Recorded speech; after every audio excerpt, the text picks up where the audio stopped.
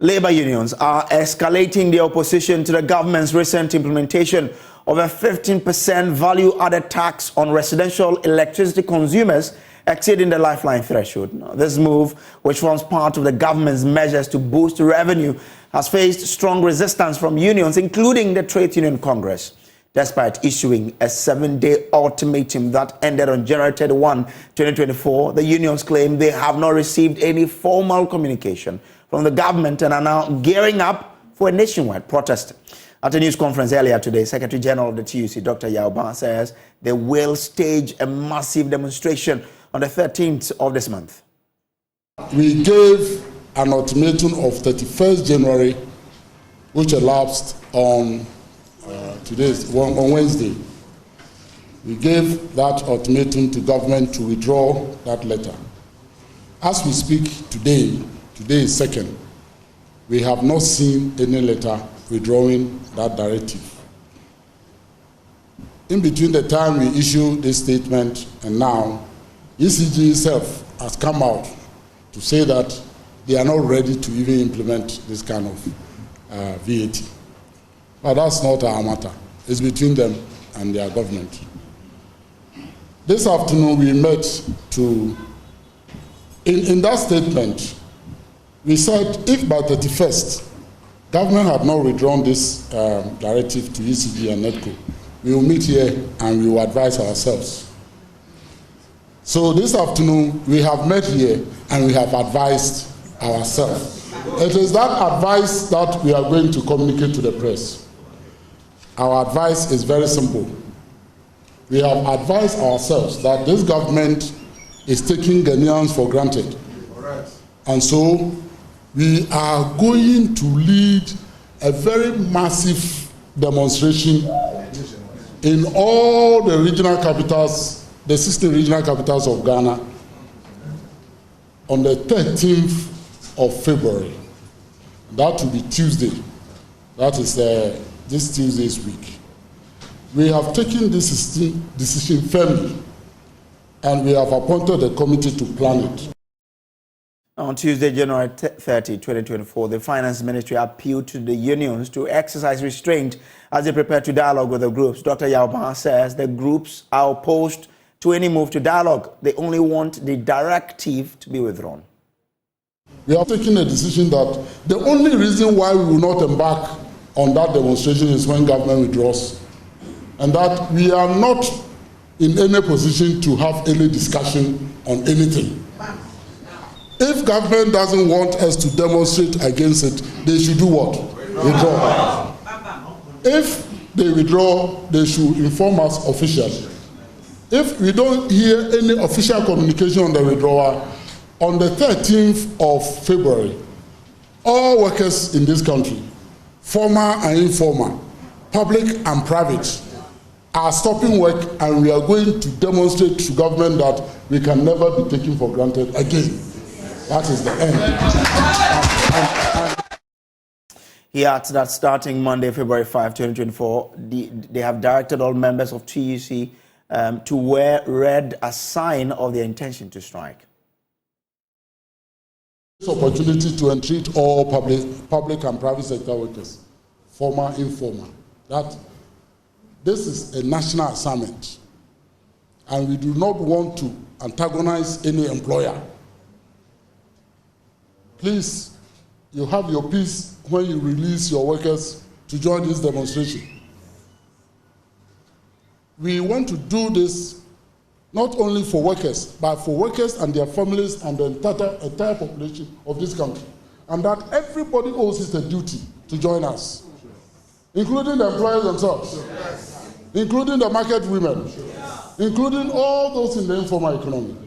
So, comrades, this is the decision. As I speak to you, today I got a letter from the Ghana Publishers Association. They have imposed VAT on books. You see, if we don't fight this, tomorrow it will be on water. The next day, it may be on the number of children you have. Yes, and this is our duty. We have to do it, and we'll do it and do it well until we win this battle. Thank you very much.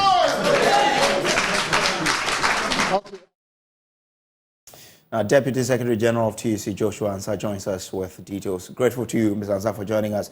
Why are you stampeding government when government says, I've opened the channels of dialogue to you? Evans, and good evening to your chalice listeners. We have no intention of stampeding government in any way. We have been partners. We've helped this government. We have the past government in developing this country. We are all in this country, and we have no other country than this one. And you will not do anything that will stampede the development of this very country. It is only that what is happening, it is unfair. And we want to stop that injustices and unfairness to workers and Ghanaians. That is why we are saying that this tax that the government has imposed on electricity bill must be withdrawn unconditionally. If it is withdrawn unconditionally, Evans, I can bet you will not demonstrate. Well, but why don't you make your case at the dialogue, which government says I'm inviting you to? It is too late for dialoguing. Government should have dialogue with organized labor, with employers, and with the government itself before a decision is taken. Because this is a nationwide, it's a national policy. And I think that we have channels for which national issues are discussed. The tripartite committee is there, and the duty of the tripartite committee is to discuss national issues, not only salaries and wages. This is a VAT, and a VAT is going to impact on everybody. So it was expected that the government should have actually called for a tripartite committee meeting to discuss this policy before the directive were given. But it not do. Now, if government doesn't withdraw the levy after the demonstration, what happens next? Well, this is still the Joy News Prime. Now, still on this development and still staying with labor unions, Teachers and Educational Workers Union, TEU, and sister unions have officially communicated to their members the outcome of their meeting with the Finance Ministry on Thursday. The striking unions have informed their members that their strike is still in force after their meeting with government over their conditions of service and payment of their Tier 2 pensions ended in stalemate and with no clear timelines given by government of when their issues will be resolved. My colleague Kenneth Jesse was there and reports. Senior Staff Association of Ghana, the Teachers and Educational Workers Union of TUC, and the Federation of University Senior Staff Association of Ghana have formally relayed the information of what transpired between them and government when they met yesterday to their members. So as we indicated to government that the only opportunity the only way we can go to work is to see something properly documented. As we are speaking, there's nothing documented. So if we're asking us to go to work, we cannot even come and tell people to go to work because it is people's life. It's people's pension. Pension is about people's life. So if government is serious to address this issue, government should come again. So when it will be based on what government we hear from government. But at the moment, we have asked government that we are still waiting for them. We are still waiting for them. So not until we hear for them, we will still be waiting for them before we resume work. They insist they are not returning to their various jobs until their demands are met. Please, we want the government to address our concerns. People have gone on pension for 4 years. They've not been paid their contributions.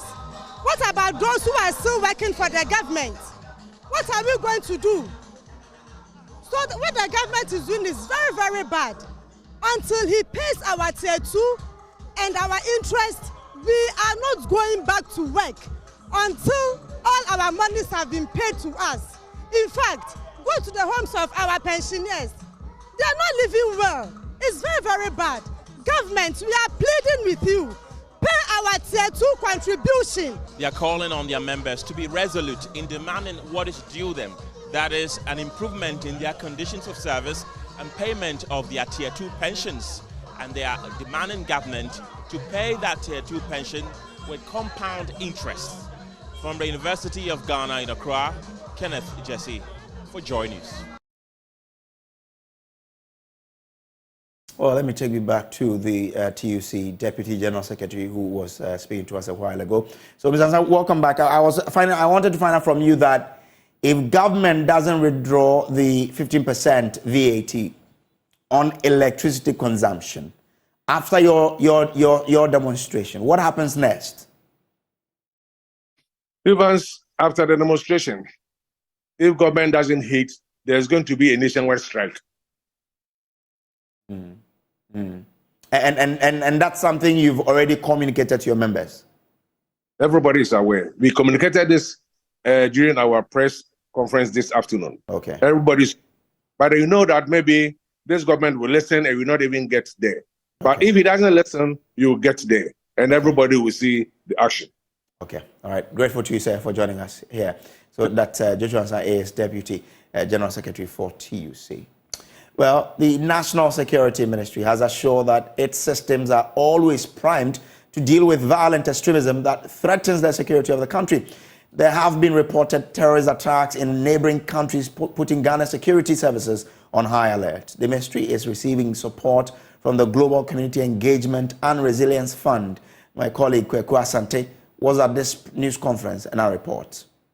Violent extremism and terrorism has become such a big issue at Ghana's borders, and the Ministry of National Security says it is really up to task in dealing with these matters. It says it has primed up its specifics to ensure that whenever there is any threat to Ghana's security, it can move to combat same. According to the Chief Director of the National Security Ministry, this partnership with DSEF will lead to enhanced cooperation to deal with security issues in the country. It is imperative that we address the pressing issue of terrorism and violent extremism that continues to plague our sub-region and now threatens to trickle down far south towards Ghana. The rise of terrorism in neighboring countries poses a significant threat to our national security and stability. It is crucial that we recognize the interconnectedness of the threats, and we need a collaborative effort to be able to combat them effectively. We are also trying to prevent any radicalization of our citizenry in the border community areas. We must employ non-kinetic approaches, that is the soft approaches, to address the root causes of these issues, including socio-economic disparities, marginalization, and ideological grievances.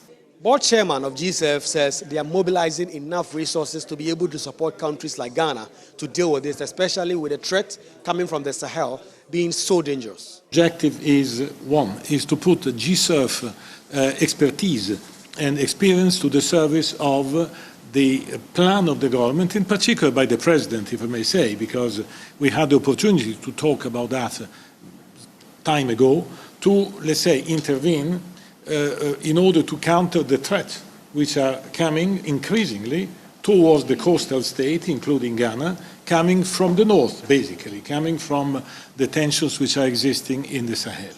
So security analyst and executive director of the West Africa Center for Counter-Extremism, Mutaru Muni Mukhtar, has been delivering a presentation on the threats that this country faces in terms of terrorist activities, especially at the border communities. In northern Ghana, there are issues of religious clashes, but Tamale is uniquely different in the sense that there are often, nearly every year, there are clashes between the Sunni Al-Sunnah group as well as, with the Tijaniya sect. And this usually comes around the time of Ramadan, which is in about, a month now. We would see that feature strongly. We're seeing nationally, of course, the issue of hijab ban in educational and health institutions. These are things that are very prominent, especially in Muslim-dominated areas in northern Ghana. We're seeing marginalization along ethnic lines, but more uniquely, the Fulbe problem, the traditional Fulani ethnic group. This is the single biggest and most persecuted, ethnic group in Ghana. In the northern part, it's very, very pervasive. Looking at issues of unresolved chieftaincy and ethnic disputes.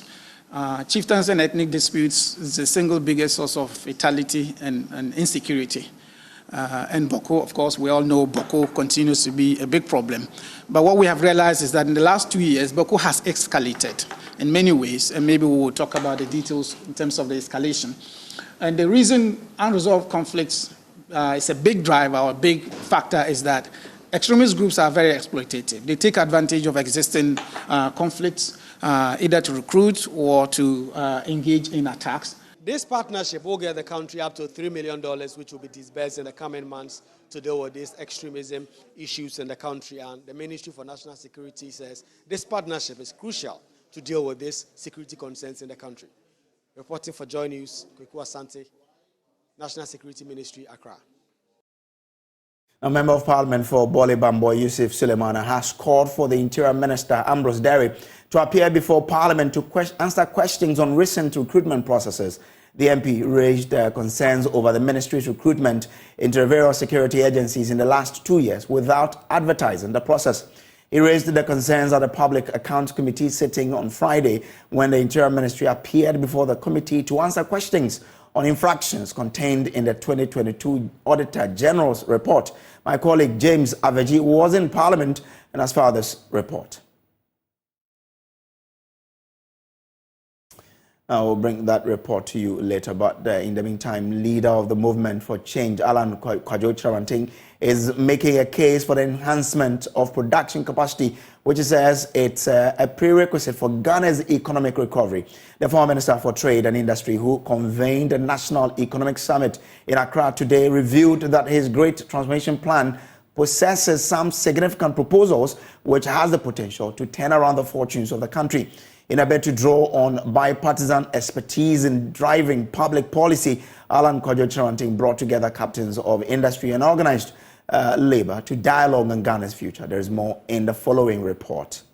The National Economic Summit, a bipartisan forum organized by the Movement for Change, is targeted at harnessing the expertise of Ghanaians drawn from all walks of life. Present were captains of industry and labor organizations seeking to fashion out key recommendations that will influence national policy on reviving the Ghanaian economy. In his opening remarks, leader of the Movement for Change, Alan Kwadwo Kyerematen, says Ghanaians have been looking for an opportunity to contribute ideas to finding lasting solutions to the country's problems. The majority of Ghanaians are deeply worried about our current economic circumstances and are looking for an opportunity to contribute ideas to finding solutions to our problems. It is against the foregoing background that over the last few months, I have assembled a team of some of the best and brightest in our country from different fields of specialization to formulate a plan that will move Ghana from poverty to prosperity. The outcome of these consultations has been the development of what I have christened as the Great Transformational Plan. The Trades Union Congress took the opportunity to present its newly outlawed framework called the Workers' Manifesto, a document which the group believes should influence public policy on labor issues in Ghana. Assuming in 2026, or between now and 2026, we want to create 1 million jobs for young people. We work on that. How many will be women? How many will be men? How many will come from the various regions? We work that out. And then we ask the very important question, what level of interest rate will be needed to support those who are going to create those jobs? Then we try to regulate interest rates to suit that. That we should be able to identify those things that we have comparative advantage. If you look at the oil, the palm oil that we produce and all that, we can pack it well, produce it well and fund the market, and then it will also serve the basis of what Ghana have in terms of industrialization. Former Trades and Industry Minister Alan Kwadwo Kyerematen says although effective fiscal guidelines and policies will help revive the economy, the enhancement of production capacity of the country will go a long way to foster economic recovery. And within that context, we've discussed inflation, how to reduce interest rates, how to stabilize our currency, our debt sustainability management strategy. All these have been discussed under the chapeau of the macroeconomy.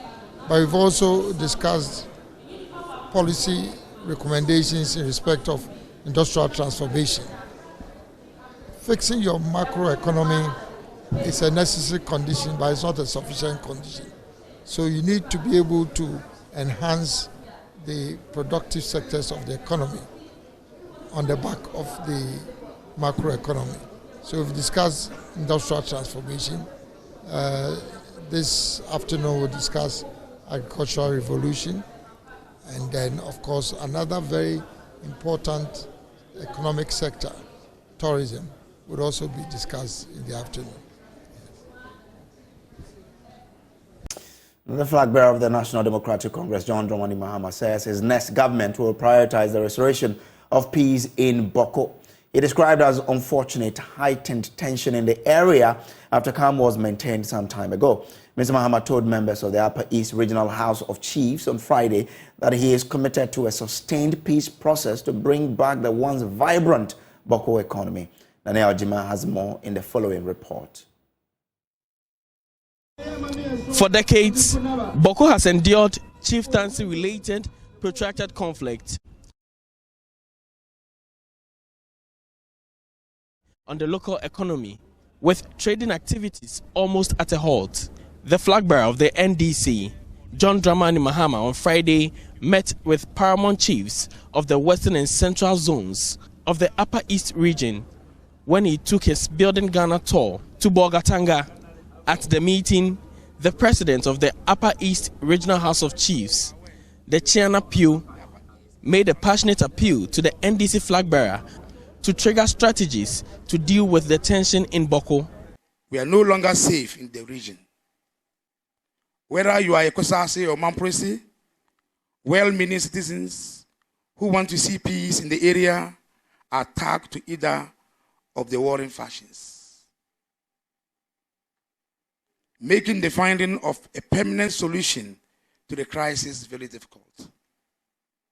I know you understand this very well, since all the political factions are tagged in one way or the other. The Building Ghana tour is aimed at offering the platform to members of the public to voice out concerns that would feed into the 2024 manifesto of the NDC. Former President John Mahama is disturbed by the current situation. At the time we were in office, we had virtually calmed things. Boko was a thriving community again. People were going about their business without fear of being harmed. Unfortunately, now you cannot roam freely in Boko. Just recently, I was reading they have put the ban on riding motorcycles again in the evening. And generally, it's a period of insecurity for the people living in that area. In the night, buses are fired upon and people are killed. Sometimes when the buses are going from Boko down, they are waylaid on the Bolga-Tamale Highway, and some unknown people fire shots into the bus and injure people. These are things that we're going to make a priority when we come. We have done it before, we'll do it again. We will work hard to resolve the Boko crisis and bring peace back to Boko and surrounding areas. Improved security is an integral part of the NDC flag bearer's 24-hour economy policy. Mr. Mahama reiterated the need for a strong fight against armed robbery in the area. Now, management of the Ghana Water Company Limited states that the claims made by Member of Parliament for Ningo Prampram, Samuel Nate George, regarding the procurement of a water treatment product known as One Drop by the company are false. In a statement issued this evening, the water company refuted the allegations made by the MP and provided further clarification, reassuring the public on the matter. My colleague Kenneth Jesse joins me via Zoom with details of this statement. Kenneth, what are the details of this statement? Okay.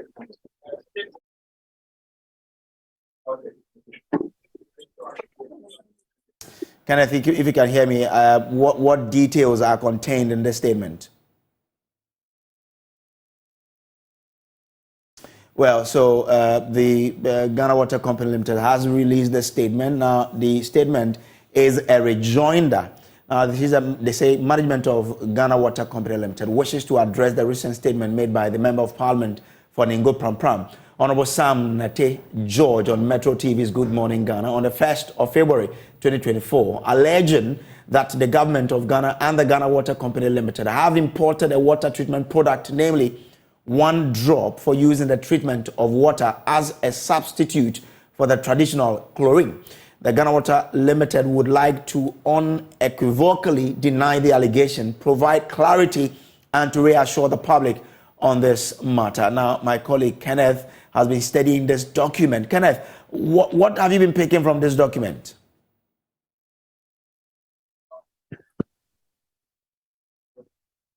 Ghana Water Company Limited says that its standard operating procedures and any decision regarding the adoption of new water treatment technologies or products is made through a comprehensive evaluation process and in consultation with relevant stakeholders and regulatory agencies like the Food and Drugs Authority, the Ghana Standards Authority, the Public Utilities Regulatory Commission, and communicated transparently to the public. They continue to say that its internal procedures, management reserves the right to act on a positive evaluation report by writing to either the Public Procurement Agency for sales sourcing or to advertise for competitive. Okay, so I mean, the assurance is that this has gone through the processes. Yes, because they conclude by saying that the current disinfectants being used for water treatment are chlorine gas, calcium hypochlorite granules, and chlorine tablets, which are all chlorine-based disinfectants. And they say that all these disinfectants are inadequate quantities at the various treatment plants and warehouses. And the Ghana Water Company Limited says that it is committed to ensuring the provision of safe, clean, and potable water to all citizens of the country, and that they uphold the highest standard of providing quality water for Ghanaians. So this chemical which is in the news there's no truth that they've imported anything like that. No, they have refuted the claims made by the MP for Ningo Pram, Honorable Sam George. Okay, all right, thank you very much. That's Kenneth Jesse. This is still the Joy News Prime. We'll take a quick break. We'll be back with more. Do stay. Welcome back from the break. Now, a major gridlock rocked the Accra-Taba motorway this afternoon as the driver of a Hyundai truck with registration number GR7015-N is feared dead when the truck he was driving skidded off the road, landing in one of the main storm drains in the median of the expressway. Eyewitnesses say the driver was heading towards Tema when the accident occurred just before the Community 18 junction. Here is an eyewitness narrating the incident to Joy News. Sprinter driver or the speed, and Kia driver also the speed, and the Sprinter driver and the speed be share Kia driver and the Kia driver and capacity Sprinter passengers no move no. Yes, or slow down or just start to brake na ye. The Sprinter driver and the Kia driver were both overspeeding. The Kia driver realized there was going to be a crash and decided to slow down, but his brake failed because he was overspeeding. He crossed the bridge and crashed. The driver has run away. The driver was the only one on board the pickup. Regarding his condition, I'm sure he will die before they get to the hospital. We are still no go inside crowd. We are still na kuma no kra ne boso no still na mo awram. Ti me baum is there. Omudi me do hospital there na pack off. They are not hospital. Me pachani. Hospital there. Me pachani me minimum hospital crowd. Here is Chief Inspector Evans Ahmed Deku from the airport police station confirming the accident to Joy News. We received a call from the police headquarters information room indicating that there had been an accident involving a truck, and so which is creating a lot of vehicular traffic, and so we should speed up and then try to make sure we decongest traffic. And actually, when we arrived, we saw the accident vehicle in the bridge in the Central Reservation Bridge. And so our information gathered so far indicated that there was only one driver who was trying to avoid crashing into a Sprinter vehicle which suddenly crossed him. And so trying to avoid him, he ended up running into the gutter. And my information I picked at the scene indicated that the said driver is seriously injured and has been rushed to Tema General Hospital. Now, education is meaningless if it doesn't transform into service. Words of President of Academic City University, Professor Fred Mark Bagonluri, as he challenges matriculants of the university to explore opportunities in the educational sector to enable them impact society with the knowledge and skills they will acquire. Professor Fred Mark Bagonluri made the remark at the matriculation ceremony of Academic City University here in Accra. There's more in this report by Karen Obin. For its emphasis on innovation and technology, the Academic City University aims to equip students with the skills needed to excel in their chosen fields. Speaking at the 6th matriculation ceremony, President of the university, Professor Fred Makbagonluri, charged the matriculants to impact society with the knowledge they have acquired. He argued that it is not enough to acquire knowledge without applying it for the greater good of others. As we commence this matriculation, we celebrate not only the start of your academic journey, but also the beginning of a transformative period that will shape your future and contribute to the collective advancement of our continent. To the class of 2027, you are more than just students. You have the potential to become future leaders, innovators, and change makers who will tackle the challenges our continent faces with an ethical, entrepreneurial, and collaborative mindset, the core tenets of our mission statement. Academic City is an excellent choice for your educational journey, and I applaud you and your parents for that decision. He therefore called on the matriculants to seek opportunities beyond the classroom, including community engagement services, projects, as well as collaborating with like-minded individuals. Launch of cybersecurity and data science, highlighting the increasing importance of protecting digital assets and ensuring a secured online environment. So Academic City's ethos in general is to play at the forefront of technology, evolution, and development. We have recently launched robotics, artificial intelligence, and after 6 years in the undergraduate space, we are transitioning to graduate programs. And the first two set of programs we are looking at now is data science and cybersecurity. I mean, as Ghana begins to transition into the digitized space, we have to worry about the integrity of the systems that these technologies are based on, prevent them from intrusion, prevent them from being hacked, ensure that people can actually do business in the cyber world without any disruption from hackers. As you know, as technology begins to develop, people begin to look at the weak points in the technology space so that they can seamlessly take advantage of it.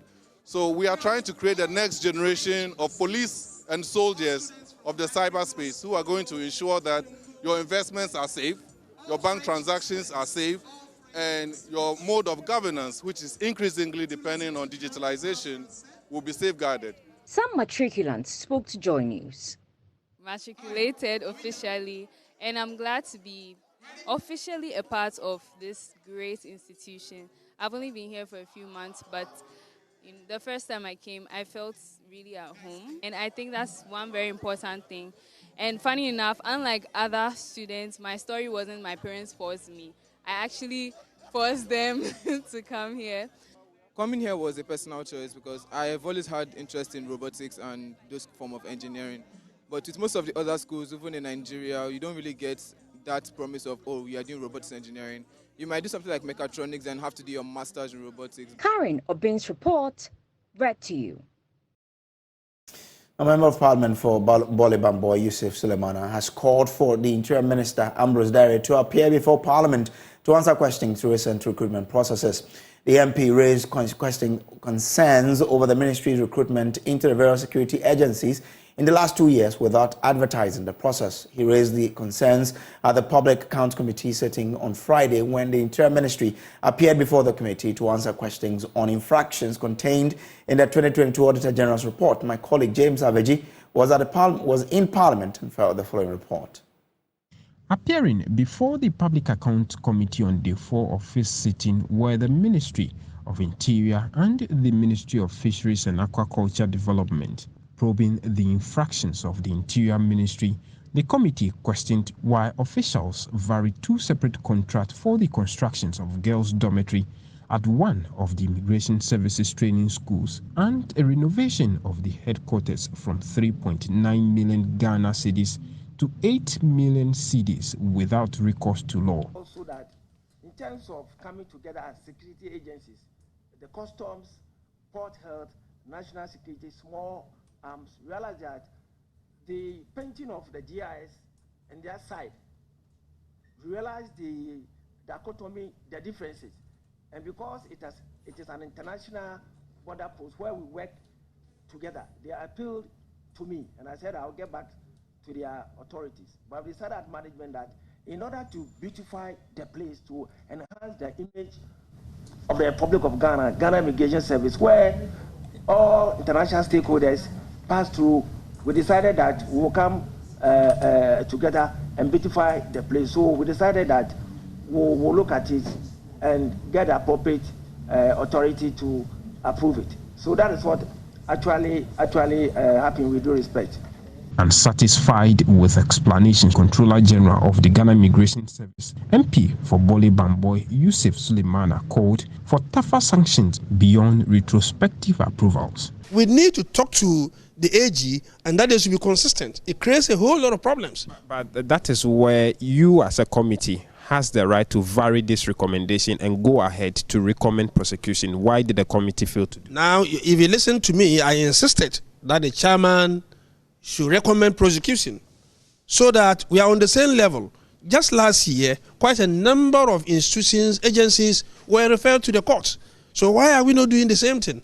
And that is why I think that we should revisit what we were doing last year and be consistent with what we've been doing. The committee has directed the ministry to reappear on Monday to explain why 443 private security companies failed to renew their licenses, amounting to 886,000 revenue loss in 2022. Seeking relief from the chairman, Honorable Yusuf Sulemana sought explanation on the processes of recent recruitment into the security services. According to him, the various security agencies have recruited personnel in the last 2 years without any advertisement. Service as well as prisons. I've seen that in 2022, we did some recruitments. There's evidence to that. 2023, we did see. But before that, I never saw any adverts. Is it the case that now you do recruitment without advertising to the general public to ensure that there's fairness in the process of doing your recruitment?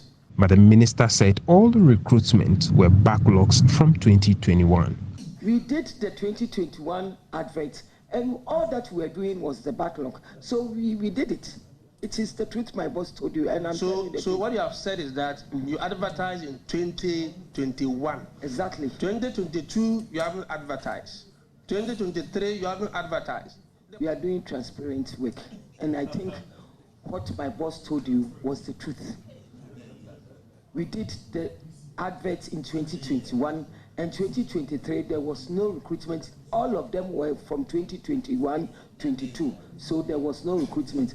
Take it from me. 2024, if there's a recruitment, we'll do the advert. Honorable Sulemana said the sector minister must appear in Parliament to answer more questions. First of all, I filed a question, and I think that the Minister of Interior should come and then tell us why he thinks that he should use 2021 adverts to recruit for 2022 and to also recruit for 2023.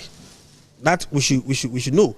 In a case involving the Fisheries Ministry, the committee flagged the Fisheries Commission's failure to retrieve some 695,000 cedis paid to One Guma and Sons Limited for the procurement of 2 Toyota Prados in 2021.